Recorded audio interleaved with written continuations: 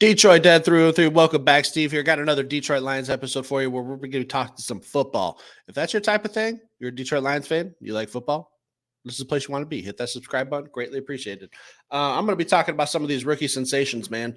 It's tough to beat that 2023 class with Sam Laporta, Jahmyr Gibbs, Jack Campbell, Brian Branch. One of the best NFL draft classes we've ever seen, especially in the city of Detroit, man. They were all those big four guys that I just named were absolutely vital pieces in our success last year and getting to the NFC Championship.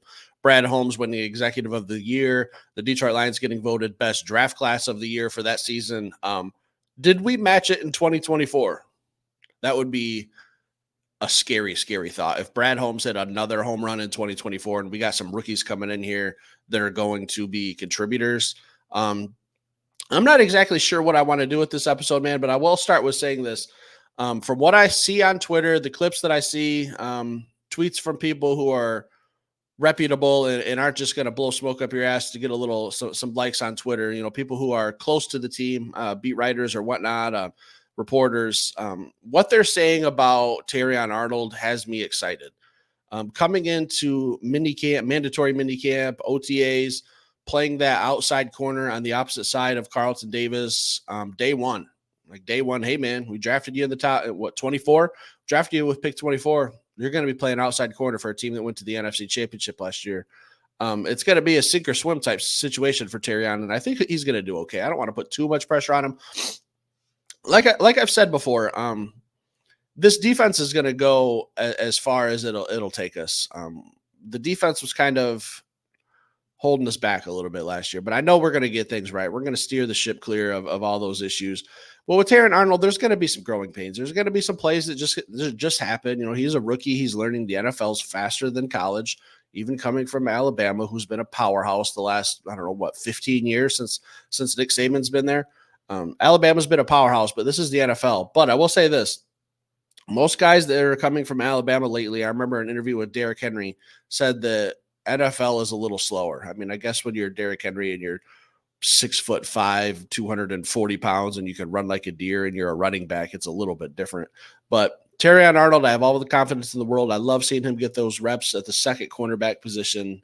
As a rookie, don't let Carlton Davis be a lockdown corner, and don't let Terion Arnold be a lockdown corner, because our defensive line will finally be able to get after it if we're covering guys. Secondly, I'm really excited about all the stuff that I've been hearing about Ennis Rakestraw. And if you guys aren't very active on Twitter, I guess I'm just kind of updating you guys on what's going on. The other day I saw a tweet that he was taking some reps at nickel cornerback position, which brought two questions to mind.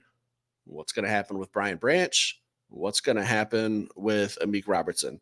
I'm just expecting competition. I think the best man will come take that spot. That'll be his role. I've also said thousands of times that I want to see Brian Branch play more of a safety position 24/7. So that kind of opens up a spot there for someone to come in and play the nickel. So I guess we're going to be seeing Ennis Rakestraw and Amik Robertson battling it out for that. I really like Amik Robertson. You know, I was a little unsure about his size. He's a smaller corner, but watching his tape, man, watching him against Justin Jefferson, watching him against, I think it was the Packers game, he was covering all of the Packers wide receivers very, very well. He made some plays. I think he had an interception in the end zone against the Packers. Like, I'm not worried about his size anymore, man. That guy could just straight up play football. Like, that's what it really comes down to. It's not how big you are, how fast you can run. He's got a high football IQ, and he knows how to position his body, and he's quick enough to get into those positions to cut off routes and to stay with wide receivers. Those are the two sensations, man. Obviously, we drafted those guys in the first two rounds, but I'm still really, really excited about Sione Vaki. And I know we're kind of beating a dead horse here. You guys have probably all heard the story. I'm sure there's a lot of other YouTubers that are talking about him or have been talking about him, but I want to see what he can do. I want to see what roles he can play. I know he could play offense. I know he could play defense. I know he could play special teams. I want to see how many positions he can play in one game. Is he going to be playing kick return, punt return, receiver, running back, safety, maybe a little corner, maybe a little fullback? I don't know. I think this kid can literally do it all. And a lot of people weren't very happy when we drafted him when we did. They said it was a little too early, but when you get a guy that can play so many positions, and on your depth chart, if someone goes down, you have one player who can come in and fix it. That's invaluable. If someone got hurt or tweaked something and you were a little short, like if you go down a running back, you could put Sione Vaki as running back too. If you go down a wide receiver, you can throw him in there as somewhere in the mix. I don't know exactly what he's going to be listed at on game day. It doesn't really matter. Like I said, man, I want to see how many positions he can play in one game. I think it's going to be fun to watch. I think he's got the athleticism to really, really shine on special teams. But if you get into a problem where you have a situation on your hands where someone gets banged up, like I said, you could bring him in there and play a little safety, a little running back, a little wide receiver. He's just kind of like a nice comfort blanket, I guess. Just you don't have to really stress if someone gets hurt. You just say, "Hey, man, I still got Sione Vaki. We're good." I might not be the most flashiest player in the world. He might not be a first round draft pick in fantasy football, but in real football, his value is absolutely tremendous. Those are the three rookies that I really think we're going to see a lot of this year: Arnold, Rakestraw, and Vaki. The other three, I think we might see Mekhi Wingo in some rotational aspects. I think he'll be a second string defensive lineman. Obviously, he'll get some reps, he'll get some looks. I've seen some good stuff from him out of training camp too. He's a smaller D tackle, DN. I know Dan Campbell said that they were giving a lot of those guys a look at edge to see what they can do. Mekhi Wingo was an absolute stud at LSU. I think he's going to fit in here very, very, very, very nice. I see him being on that second string defensive line, man. If Broderick Martin, if he's growing like a lot of people are saying, Mekhi Wingo and Broderick Martin next to each other is exactly what I would want to see. A little speed, a little power, a nice little combination there. And let's see what Mekhi Wingo can do on the outside, because some of the highlights, and if you guys know me, you know how I feel about highlights. You can make anyone a mixtape and they'll look good in a highlight film because no one's going to post anything bad.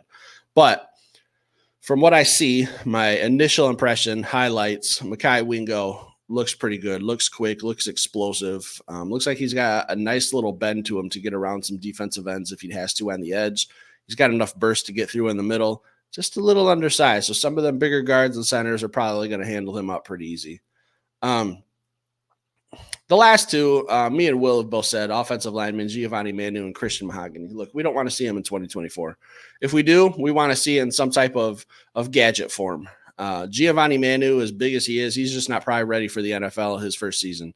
He's very raw coming from the, I think it's the British Columbia League. I know he's from British Columbia, like not the CFL, but I can't remember what that's called. But we just don't want to see Manu on the offensive line unless it's like a swing tackle type thing, where he's going to be taking some work from Dan Skipper, who's been doing that for years, so he knows exactly what he's doing. That's going to be tough to beat. It's going to be tough to beat out Skipper for that role. I have mentioned kind of in fun, kind of in joking, maybe like a refrigerator Perry situation, line him back up there at tailback, third and goal from the 1.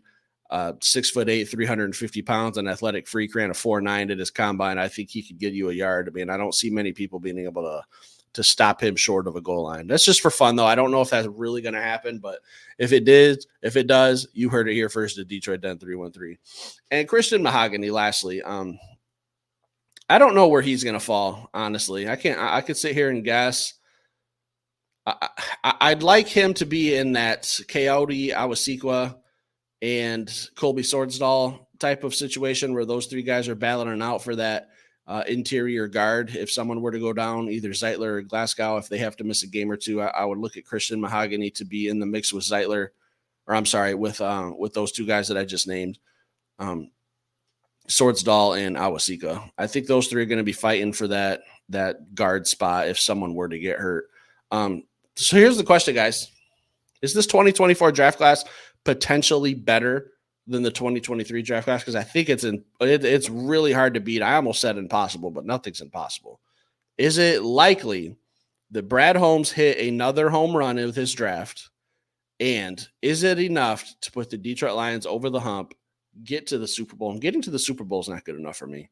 I don't care. Like, yeah, it'd be cool to watch, 2 weeks of talking football and Super Bowl as a podcaster, YouTuber, whatever, would be absolutely awesome for 2 weeks. It's all for nothing if we don't come home with the ring. Is this NFL Detroit Lions draft class good enough to get us over the hump on top of all of the other additions we made. I just talked really about the rookies today.